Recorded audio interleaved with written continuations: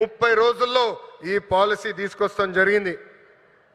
Policy తీసుకొచ్చిన తర్వాత నేను రవియన్న కూర్చుని మొదటి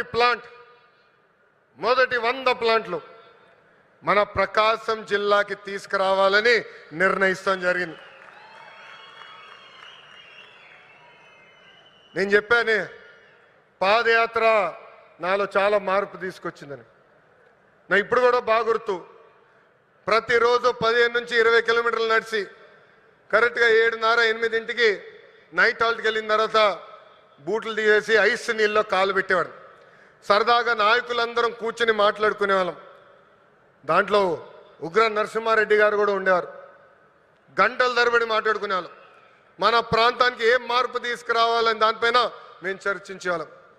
అప్పుడు ఆనాడే ఉగ్ర నరసింహారెడ్డి గారు నాకు చెప్పారు, మా ప్రాంతంలో వలసలుగా నిరుద్యోగ యువకులు రైతులు ఇతర ప్రాంతానికి వెళ్తున్నారు, దానికి చెక్కు పెట్టాల్సిన బాధ్యత మన పైన ఉంది బాబు అని చెప్పారు.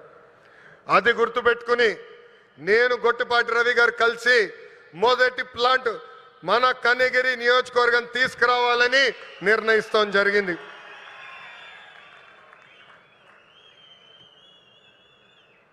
ఆంధ్రప్రదేశ్లో ఈ కంప్రెస్డ్ బయోగ్యాస్ ప్లాంట్స్ పెట్టేందుకు ఈరోజు రిలయన్స్ ఇండస్ట్రీస్ ముందుకు వచ్చింది.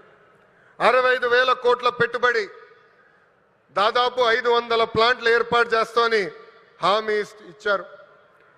నిజంగానే ఈ సభాముఖంగా ముఖేష్ అంబానీ గారికి, అనంత్కి, పిఎంఎస్ ప్రసాద్ గారికి, మాధవ్ గారికి, హరీంద్ర కే త్రిపాఠి గారికి నా హృదయపూర్వక ధన్యవాదాలు నేను తెలుపుకుంటున్నాను. ఈ పెట్టుబడుల ద్వారా ఆంధ్ర రాష్ట్రంలోనే 2,50,000 మంది నిరుద్యోగ యువకులకి కూటమి ప్రభుత్వం ఉద్యోగాలు కల్పించబోతుంది. ప్రకాశం, అనంతపురం, కడపలో ఉన్న 5 లక్షల ఎకరాల బేడు భూమికి వినియోగంలోకి తీసుకుని రాబోతున్నాం. నేను యువగలంలో ప్రకాశం జిల్లాకు ఇచ్చిన హామీని, దాంట్లో ఒక్క హామీని ఈరోజు నిలబెట్టుకున్నానని గర్వంగా చెప్పుకోగలుగుతున్నాను. రిలయన్స్ మొదటి సిబిజీ ప్లాంట్ కనిగిరిలో శంకుస్థాపన మేము చేశాము. ఈ ప్లాంట్ రిలయన్స్ సిబిజీ ప్రాజెక్ట్కి హబ్గా కూడా మారిపోతుంది. ఇక్కడనే హెలికాప్టర్ ఎక్కే ముందల 5 ప్లాంట్లు అనుకున్నాం. హెలికాప్టర్ దిగిన తర్వాత ప్రసాద్ గారితో మాట్లాడిన తర్వాత మీరు మాకు భూములు ఇవ్వండి, తప్పనిసరిగా ప్లాంట్లు ఏర్పాటు చేస్తామని చెప్పారు. ఇక్కడ ఉగ్ర నరసింహారెడ్డి గారు నా పక్కన కూర్చుని ఎట్టి పరిస్థితుల్లో 50,000 ఎకరాలు కౌలుకి రిలయన్స్ ఇండస్ట్రీకి మేము అందిస్తామని చెప్పారు. 50 ప్లాంట్లు ఒక నియోజకవర్గంలో చేస్తామని ఈ సభాముఖంగా కనిగిరి ప్రజలకి నేను తెలుపుతున్నాను. వాస్తవంగా ఈరోజు నేను మీ ముందల నుంచుని ఇట్లా మాట్లాడగలుగుతున్నానంటే దానికి కారణం ఉగ్ర నరసింహారెడ్డి గారు. ఒక ఉగ్ర నరసింహుడుగా గత 10 రోజులుగా ఇక్కడ పనిచేశారు. నన్ను కోరారు కొంచెం ఒక 10 రోజుల తర్వాత ప్లాంట్ శంకుస్థాపన పెట్టుకుందామని. నేను ఒప్పుకోలేదు. మీరు రెడీగా ఉన్నా లేకపోయినా ఏప్రిల్ 2వ తారీఖు నేను వస్తున్నా కనిగిరి నియోజకవర్గానికని ఉగ్ర నరసింహారెడ్డి గారికి నేను చెప్పా. 10 రోజుల్లోనే బాగా నల్లగా అయిపోయాడు ఆయన. రంగు 4 షేడ్లు తగ్గింది. ఎవరి కోసం ఆయన కష్టపడ్డారు? కనిగిరి ప్రజల కోసం. మన ఇంట్లో ఉన్న నిరుద్యోగ యువకులు పక్క రాష్ట్రాలకు వెళ్లకుండా మన ప్రాంతంలోనే మన నియోజకవర్గంలోనే ఉద్యోగాలు కల్పించే లక్ష్యంతో అహర్నిశలు పనిచేస్తున్న ఉగ్ర నరసింహారెడ్డి గారిని మనస్ఫూర్తిగా ఈ సభాముఖంగా నేను అభినందిస్తున్నా. చంద్రబాబు గారు చెప్తున్న P4 విధానానికి రిలయన్స్ సిబిజీ ప్లాంట్ నాంది కాబోతుంది. పేదరికం లేకుండా చేయటంలో ఇది కూడా ఒక తొలి అడుగని సభాముఖం తెలుపుతున్నాం. రైతులకి ఈ ప్లాంట్ల ద్వారా పెద్ద ఎత్తున మేలు జరుగుతుంది. నేపియర్ గడ్డితో ఈ గ్యాస్ తయారు చేయబోతున్నారు. ప్రభుత్వ భూమికి 15,000 రూపాయలు, రైతుల భూమికి 30,000 రూపాయలు కౌలు కూడా రిలయన్స్ ఇండస్ట్రీ ఇవ్వబోతుంది. రైతులు గడ్డి పెంచిస్తే టన్నుకి ఇంత అని కూడా వాళ్ళు డబ్బులు ఇవ్వబోతున్నారు. ఈ ప్లాంట్ ద్వారా 1,10,000 మెట్రిక్ టన్నులు ఆర్గానిక్ ఎరువు కూడా తయారవబోతుందని ఈ సభాముఖంగా ప్రజలు తెలుపుతున్నా. ఇంకా ఈ ప్లాంట్ ద్వారా గ్రామీణ యువతకి పెద్ద ఎత్తున ఉద్యోగాలు కూడా కల్పిస్తాం. ప్రకాశం జిల్లాలోకి ఎప్పుడు వచ్చినా నాకు నా పాదయాత్ర గుర్తొస్తుంది. ఈరోజు నేను నడుచుకుంటూ వస్తున్నప్పుడు అందరినీ కలిసా, గట్టిగా నా చేయి లాగారు. నాకు యువగలం పాదయాత్ర గుర్తొచ్చింది. మీరు చూపించిన ప్రేమ ఇంకా నా చేతి పైన ఉంది. అందరు నా చేతులు గీరారు, ఒకరు నా చేయి కూడా కొరికారు. మీరు నా పైన చూపించిన ప్రేమ, అభిమానం నా జీవితంలో ఎప్పుడు మర్చిపోనని ఈ సభాముఖంగా ప్రకాశం జిల్లా ప్రజలందరికీ నేను తెలుపుకుంటున్నా. ఉగ్ర నరసింహుడు నన్ను వదిలిపెట్టాడు కదబ్బా. కొన్ని కోరికలు కోరారు. మొదటిది రైల్వే ప్రాజెక్ట్. గౌరవ చీఫ్ సెక్రటరీ గారు నాకు ఇప్పుడే చెప్పారు, ఏప్రిల్లో అవసరమైన నిధులు మేము విడుదల చేస్తాం.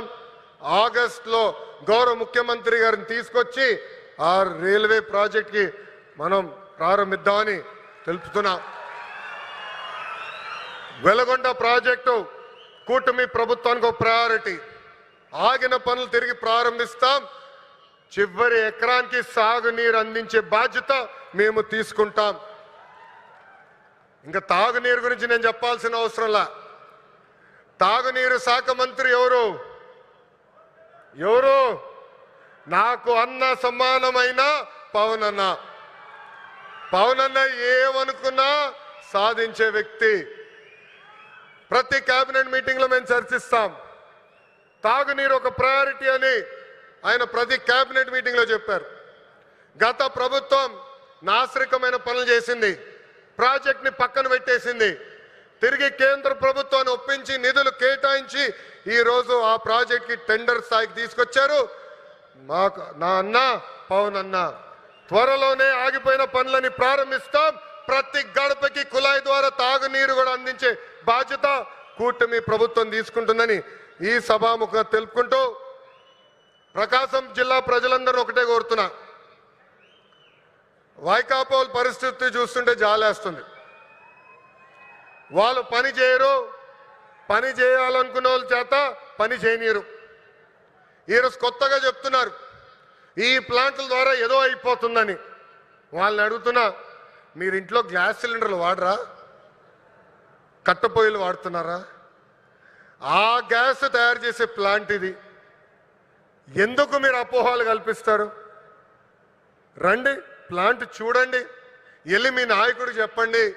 అంతేగాని ఈ ప్లాంట్కి అడ్డు పడితే ఎర్ర బుక్లో మీ పేరు ఉంటుందని ఈ సభాముఖంగా వైకాపా నాయకులు నేను హెచ్చరిస్తున్నా. మంచి పని చేసాక వచ్చా, దమ్ము ధైర్యంతో ఈరోజు నిలబడి చెప్పగలుగుతున్నా. 10 నెలల్లోనే ఎవ్వరు ఉంచిన విధంగా ప్రకాశం జిల్లాకి నేను ఈ ప్లాంట్ తీసుకొచ్చా.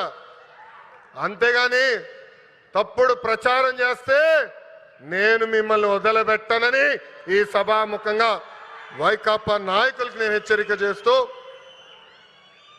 నిజంగానే ఈ సమావేశం చూసినా, వేదికమైన ఉన్న పెద్దలు చూసినా, ఈరోజు ఈ కార్యక్రమానికి యాంకర్గా నిలబడిన ఉదయభాను మేడం గారిని చూసినా నాకు యువగలం పాదయాత్ర గుర్తొస్తుంది. ఆనాడు బీసీ గర్జన పేరుతో నేను కార్యక్రమం పెడితే ఉదయభాను గారు స్వచ్ఛందంగా వచ్చి ఆ కార్యక్రమానికి యాంకర్గా నిలబడ్డారు.